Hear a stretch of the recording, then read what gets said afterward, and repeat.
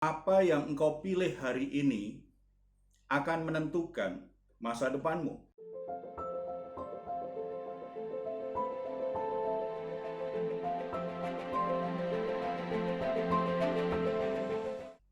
Salam saudara-saudara yang dikasihi oleh Tuhan Yesus Kristus. Ada kata bijak yang berkata bahwa apa yang engkau pilih hari ini akan menentukan masa depanmu. 5 tahun ke depan, 10 tahun ke depan, bagaimana kehidupanmu itu ditentukan oleh keputusan yang kau ambil hari ini. Demikian juga bagaimana hidup kita saat ini, baik dalam berkeluarga, baik dalam pekerjaan, baik dalam kehidupan hari-hari. Keadaan kita hari ini merupakan hasil dari keputusan-keputusan yang kita buat. Mungkin setahun yang lalu, 2 tahun yang lalu, mungkin 10 tahun yang lalu. Hasilnya adalah kehidupan kita saat ini. Ada banyak keluarga yang berantakan. Karena apa? Karena keputusan salah ketika orang mengambil keputusan dengan pasangan hidupnya. Demikian juga soal pekerjaan, soal hal yang lain. Jadi benar apa yang dikatakan orang bijak. Apa yang engkau putuskan, apa yang kau pilih hari ini, itu akan menentukan bagaimana keadaanmu ke depan. Ada lagi yang berkata begini, ada kata bijak lagi yang berkata, pertama-tama kitalah yang membuat keputusan, tetapi kemudian keputusan itulah yang membentuk kita. Dengan kata lain, keputusan yang kita pilih dalam hidup ini itu sangat penting sekali, karena itulah nanti yang akan mengarahkan hidup kita, yang akan membentuk kita, yang membuat hidup kita ke depan itu seperti apa. Jadi sebuah kebodohan dalam hidup ketika orang membuat keputusan tergesa-gesa. Amsal berkata, orang yang tergesa-gesa itu akan salah langkah. Saat ini kita akan melihat kebenaran firman Tuhan. Ada 3 prinsip penting dalam membuat sebuah pilihan. Berdasarkan surat 2 Petrus pasal yang ketiga, ayat 17 dan 18. 2 ayat yang menolong kita untuk mengerti prinsip penting di dalam membuat sebuah pilihan dalam hidup ini. Kita akan membaca terlebih dahulu 2 ayat ini. Tetapi kamu saudara-saudaraku yang kekasih, kamu telah mengetahui hal ini sebelumnya. Karena itu waspadalah, supaya kamu jangan terseret ke dalam kesesatan orang-orang yang tak mengenal hukum, dan jangan kehilangan peganganmu yang teguh. Tetapi bertumbuhlah dalam kasih karunia dan dalam pengenalan akan Tuhan dan Juru Selamat kita, Yesus Kristus. Baginya kemuliaan sekarang dan sampai selama-lamanya. Saudara-saudara yang dikasihi oleh Tuhan Yesus Kristus, prinsip pertama tentang pilihan atau keputusan yang bijaksana, yang benar adalah harus didasarkan pada pengetahuan. Kita harus memiliki pengetahuan. Kalau kita ingin membuat sebuah keputusan yang benar dalam hidup ini, kalau kita bisa memilih dengan bijaksana dalam hidup ini, kita harus punya pengetahuan yang benar tentang kehidupan ini, terutama pengetahuan tentang hikmat Tuhan, tentang kebenaran Tuhan. Ayat 17 tadi dikatakan, kamu telah mengetahui semuanya ini. Mengetahui tentang apa? Mengetahui tentang keadaan yang sesungguhnya sedang terjadi saat itu. Saat itu orang Kristen sedang digoncangkan imannya, sedang mengalami situasi yang sulit. Karena apa? Mereka banyak yang mengalami kebingungan karena di gereja, di antara jemaat muncul guru-guru palsu, para nabi dan guru-guru palsu. Itu disebutkan di pasal yang kedua. Kemudian kalau kita perhatikan di pasal yang ketiga, ayat 1 sampai yang ke-16, di situ juga kamu sudah mengetahui tentang apa? Mengetahui yang pertama tentang hari Tuhan. Hari Tuhan maksudnya kedatangan Yesus yang kedua kali itu sesuatu yang pasti. Sebagai orang Kristen mereka sudah tahu bahwa Yesus akan datang yang kedua kali. Mereka sudah tahu. Sambil menantikan kedatangan Yesus yang kedua kali, akan muncul di antara orang-orang Kristen sendiri maupun yang di luar jemaat. Muncul ada banyak pengejek-pengejek, orang-orang yang akan mentertawakan orang yang menghina.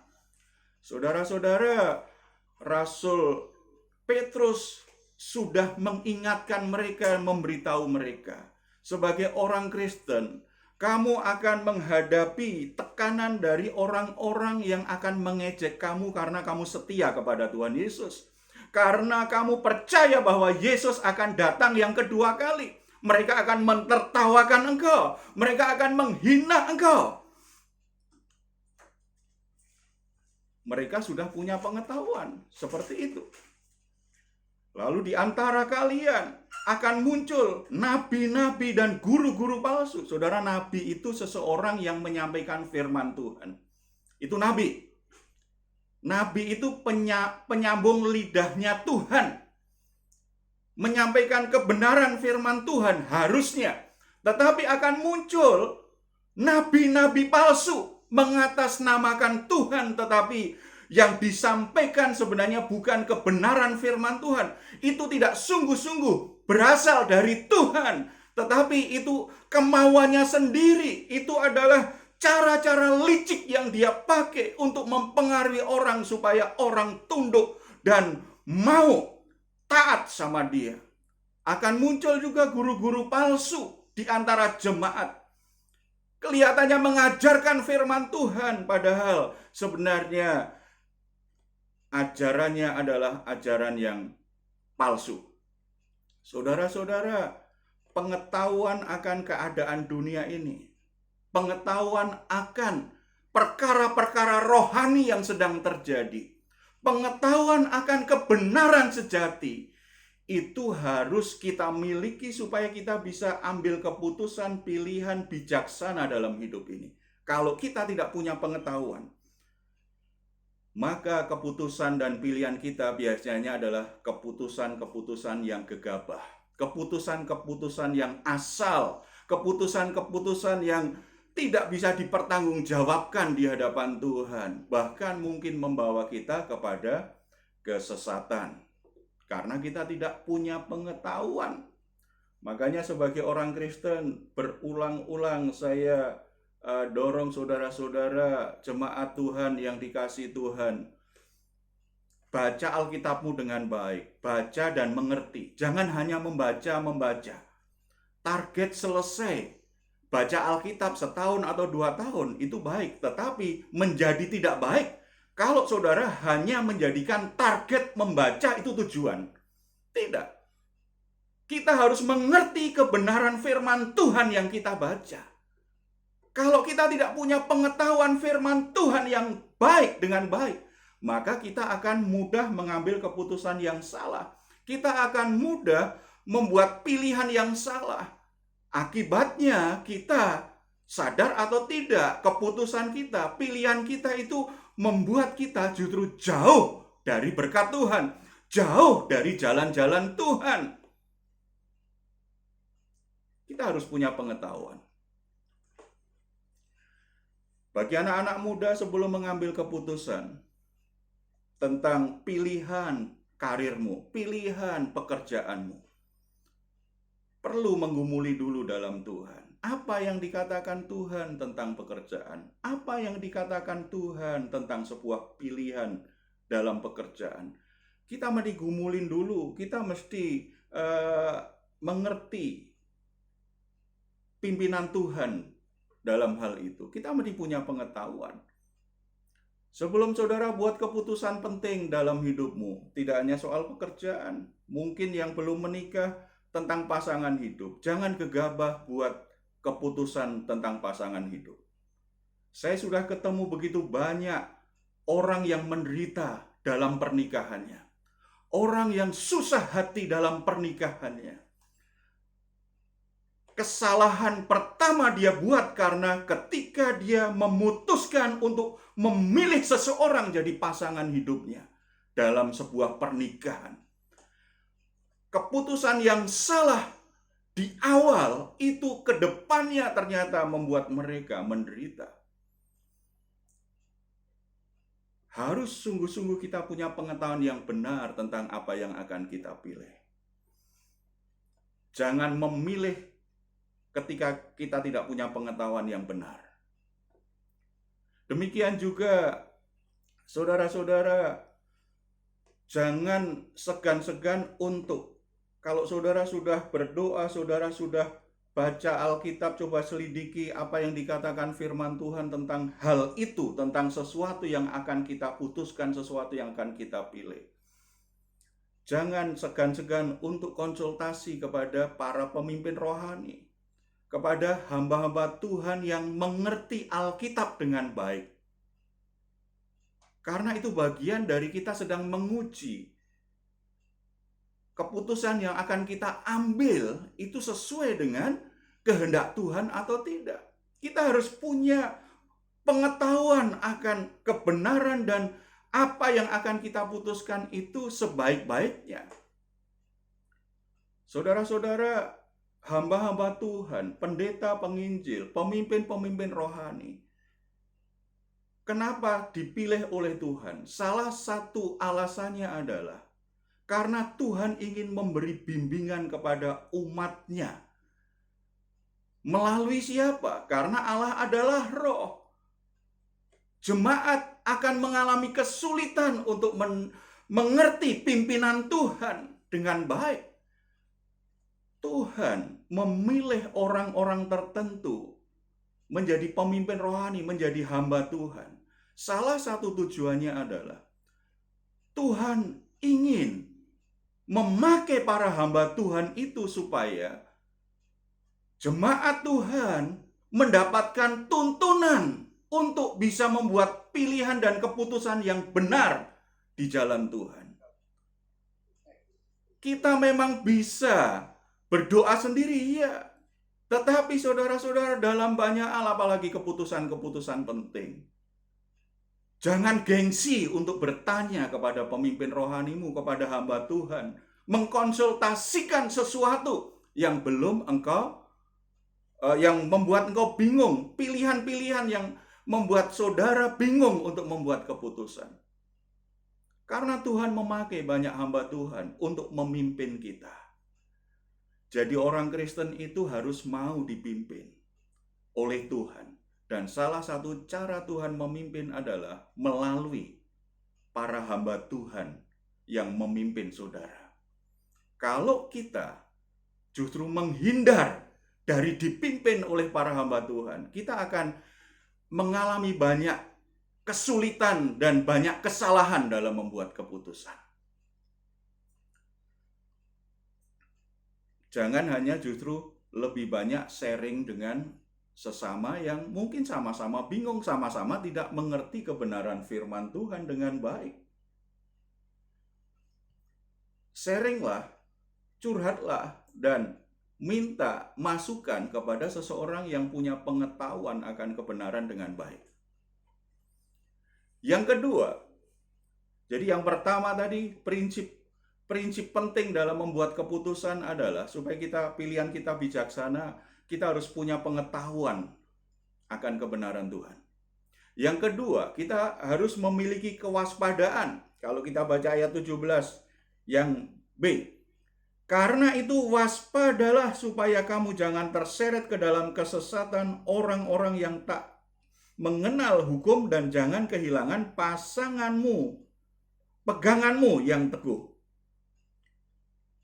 Jangan kehilangan peganganmu yang teguh. Saudara-saudara, yang kedua, kita harus waspada. Artinya, janganlah menganggap dirimu itu terlalu pinter. Jangan menganggap dirimu itu tidak butuh lagi masukan dari orang lain dan merasa sudah tahu semuanya, sehingga semua dilakukan dengan penuh kepercayaan diri yang terlalu tinggi. Saudara-saudara, orang yang terlalu percaya diri berlebihan itu biasanya dekat sekali dengan yang namanya kesombongan. Terlalu angkuh untuk mendengar orang lain. Terlalu angkuh untuk merasa kecil kalau dia harus tanya kepada orang lain. Merasa malu kalau dia harus konsultasi kepada orang lain. Saudara, itu adalah bentuk keangkuhan, bentuk kesombongan yang akan justru membuat kita mengambil keputusan-keputusan yang salah dalam hidup ini. Tidak, kita harus waspada. Kata waspada di sini itu menunjuk tentang sebuah sikap yang dimiliki oleh seorang prajurit yang punya tugas berjaga-jaga. Seorang prajurit yang punya tugas untuk berjaga di pos pengamanan misalnya. Prajurit itu tidak akan meninggalkan posnya. Dan dia tidak akan tidur di posnya. Sebab kalau tidur itu namanya nggak tanggung jawab.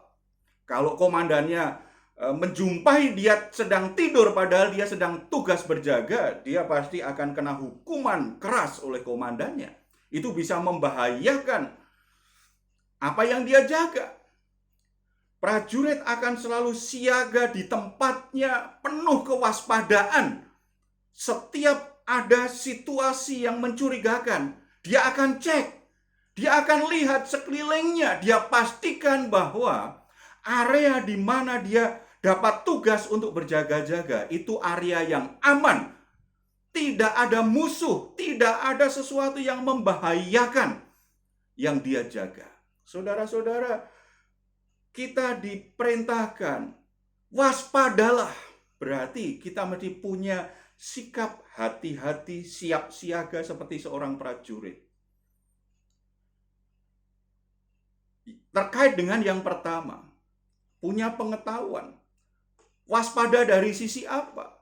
Yang terutama yang dimaksud di ayat ini adalah waspada terhadap guru-guru palsu dan para nabi yang disebutkan di pasal 2. Dan waspada terhadap pengejek-pengejek yang ingin membuat kita akhirnya tidak percaya diri sebagai orang Kristen, yang membuat kita akhirnya kompromi dengan dosa. Waspada terhadap orang-orang yang di dalam, itu para nabi dan guru-guru palsu, yang akan menyesatkan kita. Di luar itu adalah para pengejek-pengejek yang membuat kita jadi kurang percaya diri, kita malu untuk menyatakan iman kita. Di Kirbat Baru hari ini,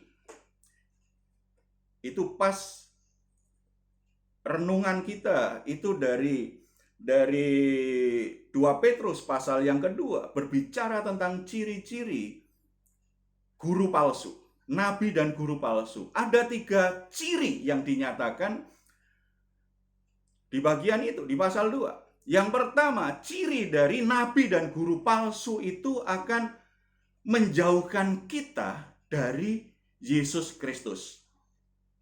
Jadi yang disampaikan, yang diajarkan mungkin kelihatannya baik, membuat kita termotivasi, membuat kita terhibur, membuat kita akhirnya bersemangat, membuat kita gembira.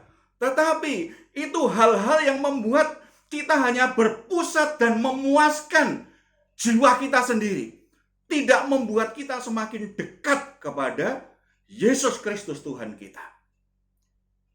Ciri dari nabi dan guru palsu yang pertama, menjauhkan kita dari pribadi Yesus Kristus. Mereka akan berkata, gak usah fanatik sebagai orang Kristen. Bersaksi itu tidak harus bicara tentang Yesus Kristus, satu-satunya Tuhan dan Juru Selamat. Tunjukkan saja perbuatan baikmu. Itu kamu sudah bersaksi. Saudara, ini salah satu bentuk penyesatan. Kalau hanya berbuat baik, semua agama mengajarkan kebaikan.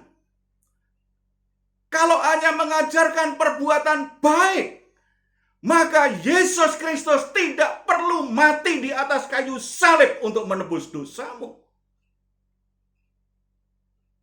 Kalau ada pendeta, ada penginjil, ada hamba-hamba Tuhan yang berkata, saudara tidak perlu berkata kepada orang lain bahwa Yesus Kristus adalah Tuhan dan Juru Selamat. Yang penting kamu berbuat baik. Itu sebuah penyesatan yang tidak disadari. Saudara-saudara, iman kita itu yang membedakan iman kita dari iman kepercayaan yang lain adalah satu-satunya pada pribadi Yesus Kristus Tuhan. Jadi ajaran sebaik apapun dan membuat orang mungkin banyak suka, tetapi kalau membuat hati kita tidak semakin mencintai Yesus Kristus, tidak semakin bangga bahwa kita punya Tuhan yang namanya Yesus Kristus, tidak membuat kita semakin bersuka cita, percaya diri untuk menyatakan bahwa Yesus Kristus adalah Tuhan dan Juru Selamatku, itu sebuah penyimpangan pengajaran. Pengajaran iman Kristen pusatnya pada pribadi Yesus Kristus yang sudah menebus dosa kita. Dan Dia adalah Tuhan yang berkuasa atas hidup kita. Itulah iman Kristen sejati. Saudara-saudara, kita harus waspada. Ciri yang kedua, nabi dan guru palsu adalah gaya hidup mereka itu lebih cenderung pada mengikuti hawa nafsunya. Makanya Tuhan Yesus pernah berkata, uji segala sesuatu. Ketika berbicara tentang nabi pun Alkitab juga berkata, uji segala sesuatu. Ujian pertama apa? Kalau kita tidak punya pengetahuan cukup tentang kebenaran Alkitab, ujian yang bisa kita pakai adalah uji dari buahnya. Bagaimana gaya hidup orang-orang yang mengaku dirinya nabi dan guru agama itu? Bagaimana gaya hidup mereka? Apakah gaya hidup mereka cenderung duniawi? Apakah gaya hidup mereka cenderung mengikuti keinginan kedagingannya, hawa nafsunya? Saudara-saudara, dari buahnya terlihat apakah orang itu menyampaikan kebenaran firman Tuhan yang sejati atau tidak. Ciri yang ketiga dari guru palsu, dari nabi palsu adalah mereka cenderung serakah, terutama hatinya cinta uang, melekat dengan uang. Mereka memakai semua upaya, semua pelayanannya, ujung-ujungnya adalah bagaimana supaya dapat keuntungan untuk dirinya. Bagaimana supaya mereka semakin kaya dari pelayanannya. Dari tiga ciri nabi dan guru palsu itu kita perlu waspada. Di masa kini kita boleh dan gampang sekali untuk mengakses, untuk melihat semua pengajaran dari siapapun juga. Tetapi kalau kita tidak punya pengetahuan, apalagi kita juga nggak waspada, maka kita akan mudah disesatkan. Kita akan mudah disesatkan dengan pengajaran-pengajaran yang tidak membuat kita semakin dekat, semakin lekat dengan Tuhan dan Juru Selamat kita. Membuat kita secara tidak sadar kita mengikuti jalan dunia, tetapi dengan bahasa-bahasa yang rohani. Kita tidak menyadarinya. Saya ketemu beberapa orang Kristen yang akhirnya mengambil keputusan yang salah dan fatal dalam hidupnya. Ada yang menjual semua hartanya, dia tinggalkan pekerjaannya karena mendengar pengajaran bahwa Yesus Kristus akan datang yang kedua kali di kota tertentu. Itu puluhan tahun yang lalu. Mereka jual semua hartanya. Mereka tinggalkan pekerjaannya. Karena mereka mendengar dari seorang nabi, dari seorang guru, bahwa Yesus akan datang di tahun itu. Akhirnya dia berangkat ke kota di mana guru palsu tadi itu berada. Ternyata di situ ada ratusan orang berkumpul. Mereka setiap hari pekerjaannya berdoa, memuji Tuhan. Mereka dengar khotbah, beribadah tiap hari. Karena berpikir sebentar lagi Yesus datang. Tetapi ternyata di hari yang sudah ditetapkan, Yesus nggak datang. Yang datang justru polisi yang gerbek tempat mereka karena meresahkan warga. Pemimpinnya kemudian ditangkap di penjara. Sampai sekarang Yesus belum datang. Tetapi ada begitu banyak orang yang berani berkata, kapan Yesus datang? Saya perhatikan di channel YouTube ada beberapa channel yang harus kita waspadai. Ada yang berkata bahwa Yesus Kristus sudah datang yang kedua kali. Dalam bentuk manusia. Sudah ada di dunia ini katanya. Saudara, ada banyak pengajaran-pengajaran seperti itu. Saudara, kalau kita nggak waspada, maka kita jadi orang Kristen kelihatannya kita masih berdoa, kita masih baca Alkitab, tapi sebenarnya jalan kita sudah jalan yang sesat. Harus waspada. Harus waspada. Dalam aplikasi secara umum, kita juga harus waspada juga dalam hidup ini. Kadang-kadang kita sebagai orang Kristen itu malu karena takut orang lain menganggap kita aneh. Orang aneh atau menganggap kita ini orang yang kolot, orang yang kuno. Kalau kita punya prinsip sesuai dengan firman Tuhan, kita takut diejek orang. Ingat tadi kita sudah diingatkan. Di akhir zaman itu ada pengejek-pengejek memang. Ada orang-orang yang suka menghina orang Kristen. Kalau kita nggak waspada, kita tidak berjaga-jaga dan nggak berani menghadapinya, maka kita akan kompromi dan akhirnya kita tersesat. Walaupun sepertinya masih lakukan kegiatan-kegiatan agama Kristen. Tapi sebenarnya jalan kita sudah menyimpang. Saudara-saudara, kadang-kadang kita takut dianggap kolot, dianggap aneh oleh orang lain. Sehingga kita akhirnya kompromi dengan dosa. Kita akhirnya ikut-ikutan berbuat kejahatan seperti orang lain. Akhirnya kita ikut pergaulan buruk seperti orang lain. Karena kita takut disingkirkan teman, diejek oleh orang lain. Kita takut akhirnya kita akan lihat ada banyak anak-anak muda yang terlibat dengan pergaulan yang buruk. Banyak orang-orang Kristen yang akhirnya dia mulai ikut-ikutan lakukan kejahatan, tindak-tindak kriminal di dalam pekerjaannya. Belum lagi lakukan dosa-dosa tertentu. Saudara-saudara, kita harus waspada dalam hidup ini. Seperti seorang prajurit. Cek ajaran yang kita dengar. Cek pemahaman kita tentang kebenaran firman Tuhan. Itu sesuai dengan yang ditulis Alkitab yang dimaksud Tuhan atau tidak. Supaya kita tidak tersesat. Supaya kita tidak menyimpang dari jalan Tuhan. Prinsip yang ketiga, kita harus memiliki fokus pertumbuhan. Fokus keputusan dan pilihan kita, fokusnya adalah harus memberi kita sebuah pertumbuhan yang baik dalam hidup ini. Terutama pertumbuhan iman kita. Pertumbuhan hidup kita menuju kepada kekekalan. Ingat bahwa setiap kita hidup di dunia ini ada ujungnya. Saudara jangan berpikir saudara hidup selama-lamanya di dunia ini. Setiap orang yang lahir di dunia ini ada akhirnya, ada ujungnya.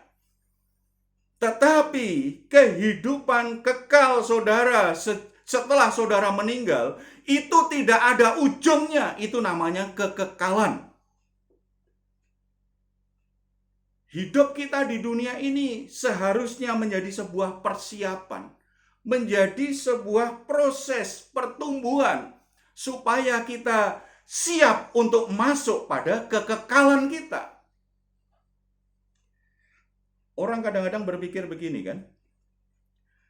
hidup hanya sementara. Hidup ini kan hanya sebentar. Kemudian dia gegabah, dia lakukan hal-hal yang buruk, hal-hal yang tidak bijaksana. Kan hidup itu hanya sementara, udahlah nikmati sepuas-puasnya. Saudara, itu salah satu bentuk kebodohan karena orang Kristen tidak punya pengetahuan. Mereka tidak mengerti kebenaran bahwa hidup dalam kekekalan bersama dengan Yesus itu melampaui semua kepuasan, kebahagiaan, sukacita apapun yang ada di dunia ini. Bahkan Rasul Paulus bahkan sampai berkata kan, mengenal Kristus itu lebih mulia dari apapun. Makanya kebanggaan lahiriah di dunia ini, hal-hal yang membuat kita bangga secara lahiriah di dunia ini, itu seperti sampah, itu seperti kotoran yang tidak ada artinya kalau dibandingkan dengan kemuliaan yang kita miliki dalam kekekalan bersama dengan Tuhan. Makanya pentingnya tadi pengetahuan akan kebenaran, kita perlu mengerti. Setelah itu waspada dalam hidup ini, fokuskan hidupmu, apapun yang kau pilih, apapun yang kau putuskan, pastikan itu memberi engkau sebuah pertumbuhan yang membuat saudara semakin siap masuk dalam kekekalan. Pertumbuhan dalam hal apa saja? Ayat 18 tadi kan dikatakan, tetapi bertumbuhlah dalam kasih karunia dan dalam pengenalan akan Tuhan dan Juru Selamat kita, Yesus Kristus. Yang pertama, bertumbuh dalam kasih karunia. Saudara-saudara harus tahu betul bahwa hidupmu itu karena kasih karunia, karena anugerah Tuhan. Kalau saudara sampai saat ini saudara masih hidup, itu karena anugerah Tuhan atau kasih karunia Tuhan. Kalau saudara masih bisa bernafas, itu kasih karunia Tuhan. Kalau saudara sehat hari ini, itu kasih karunia Tuhan. Kalau saudara melewati sakit penyakit, bahkan beberapa di antara kita ada yang kena COVID, masih hidup sampai saat itu karena kasih karunia Tuhan. Bahkan kalau saudara tidak dihukum Tuhan, padahal begitu banyak kejahatan dan dosa yang saudara lakukan, kita diampuni. Itu karena kasih karunia Tuhan. Sampai kita nanti akhirnya tidak dimurkai oleh Allah, tetapi kita beroleh keselamatan di dalam Yesus Kristus. Itu kasih karunia Tuhan. Saudara-saudara, fokuskan hidupmu. Apapun yang kau putuskan, apapun yang kau pilih, saudara terus bertumbuh dalam kasih karunia Tuhan ini. Saudara bertumbuh sebagai orang yang sudah diselamatkan Tuhan. Saudara bertumbuh sebagai orang yang sudah diampuni Tuhan. Saudara bertumbuh sebagai orang yang sudah beroleh kasih karunia sehingga saudara bisa jalani hidup ini dengan baik. Muliakan Tuhan dengan tubuhmu. Muliakan Tuhan dengan hartamu. Segala sesuatu yang kita miliki, kita persembahkan kepada Tuhan sebagai persembahan yang hidup, kudus, dan berkenan kepada Dia. Itu bertumbuh dalam kasih karunia Tuhan. Tetapi orang yang melupakan kasih karunia Tuhan, dia berpikir kalau punya duit hari ini, itu karena kerja kerasnya. Itu karena jasa-jasanya di masa lalu. Kalau dia sehat hari ini, karena dia merasa bahwa dia orang yang kuat tubuhnya. Kalau dia sampai saat ini bisa menjalani keluarganya dengan baik, karena dia orang tua yang baik. Kalau kita punya pekerjaan atau usaha yang baik, kita berpikir karena kita memang orang yang pintar bekerja. Itu adalah gejala-gejala kesombongan yang menyangkal kasih karunia Tuhan. Orang yang bertumbuh dalam kasih karunia Tuhan itu akan selalu bersyukur atas hidupnya. Apapun yang terjadi, dia bisa bersyukur karena tahu bahwa kebaikan Tuhan tidak pernah meninggalkan dia.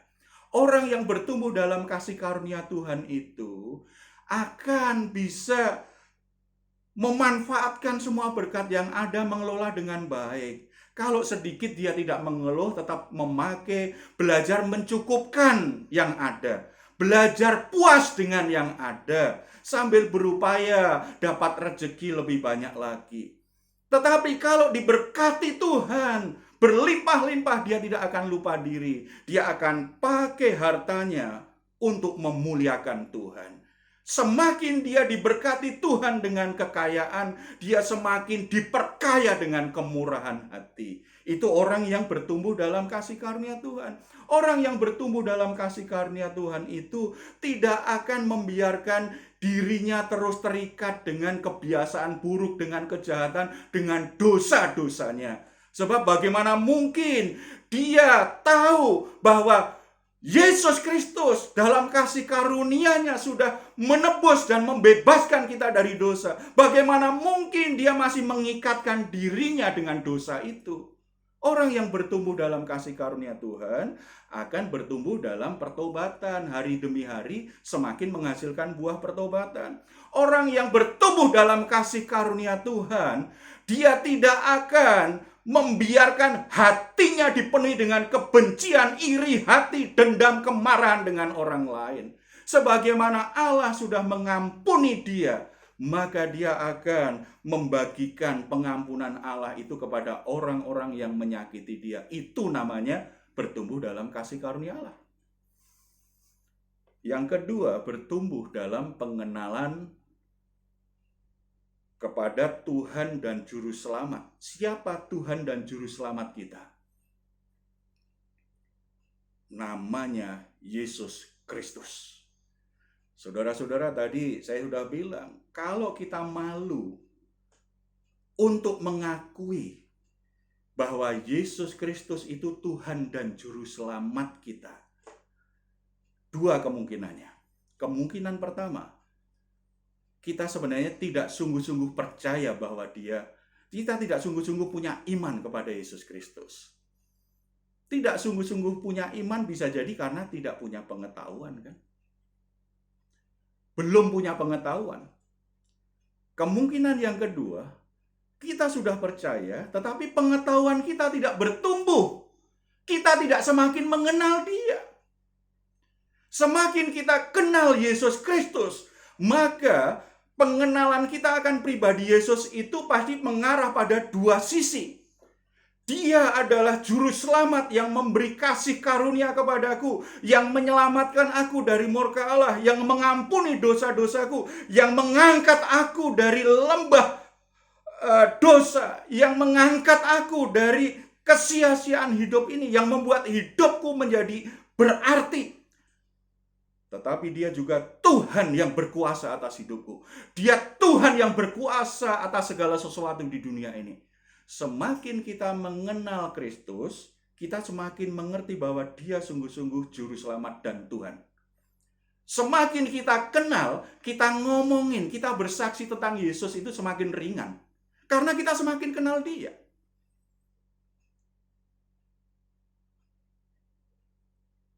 Bagaimana selama ini? Saudara sungguh-sungguh semakin mengenal yang saudara sembah tidak? Orang Kristen yang disembah itu adalah Yesus Kristus. Yesus Kristus adalah Juru Selamat dan Tuhan. Itulah iman kita. Apakah kita semakin mengenal siapa yang kita sembah? Saudara berdoa, saudara baca Alkitab, saudara ibadah seperti ini. Apakah membuat saudara semakin mengenal Tuhan yang kau sembah? Mengenal pribadi Yesus Kristus. Kalau tidak semakin mengenal, itu tidak membuat saudara semakin teguh berdiri. Maka ketika ada tekanan tadi, kita jadi tidak waspada, yang terjadi apa? Kita terseret mengikuti ajaran nabi dan guru palsu. Dan kita kompromi dengan para pengejek-pengejek. Akibatnya kita tidak punya pegangan dalam hidup ini. Kita menjadi orang yang rapuh, menjadi orang yang lemah, menjadi orang yang mudah jatuh dalam pencobaan. Karena kita tidak mengenal siapa Tuhan dan Juru Selamat kita. Saya akhiri dengan sebuah contoh tentang Yesus memberi makan 5.000 orang. Saudara-saudara, di situ ada kasih karunia Tuhan, di situ ada orang semakin mengenal, bertumbuh dalam kasih karunia dan mengenal siapa Yesus. Setelah mengajar, sore hari mulai murid-murid melihat sebuah kebutuhan pelayanan.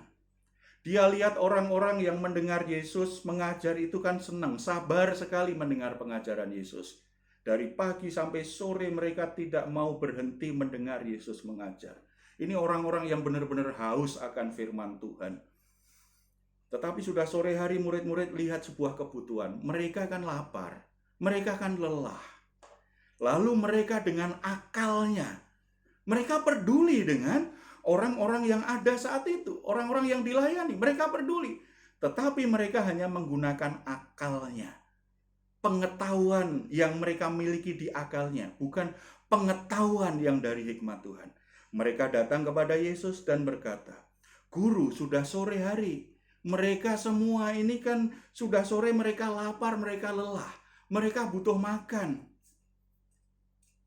Guru suruh saja mereka pulang supaya mereka cari makanan masing-masing lah."